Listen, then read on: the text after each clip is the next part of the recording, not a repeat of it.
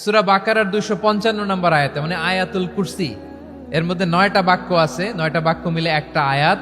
এই আয়াতে আল্লাহ তাআলা খুব চমৎকার ভঙ্গিমায়, চমৎকার ভাষা শৈলী ব্যবহার করে, খুব উচ্চাঙ্গের আরবি সাহিত্য দিয়ে একটি আয়াত নাজিল করেছেন। এই আয়াতটার নাম হচ্ছে আয়াতুল কুরসি।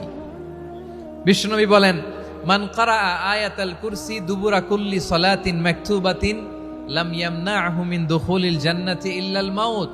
প্রত্যেক ফরজ নামাজের পরে যে আয়াতুল কুরসি পড়বে তার জান্নাতে যাওয়ার ক্ষেত্রে আর কোনো বাধা থাকে না, একটা জিনিস ছাড়া, সেটা হচ্ছে মৃত্যু, মরণ। লোকটা মরে না তাই জান্নাতে যায় না, মরলেই জান্নাতি। এই আয়াতুল কুরসির এই আয়াতে আল্লাহ তাআলা খুব স্পষ্টভাবে নিজের পরিচয় তুলে ধরেছেন। আবার সূরাতুল ইখলাসের ভেতরে আল্লাহ তাআলা খুব চমৎকার ভঙ্গিমায় তিনি নিজের পরিচয় তুলে ধরেছেন।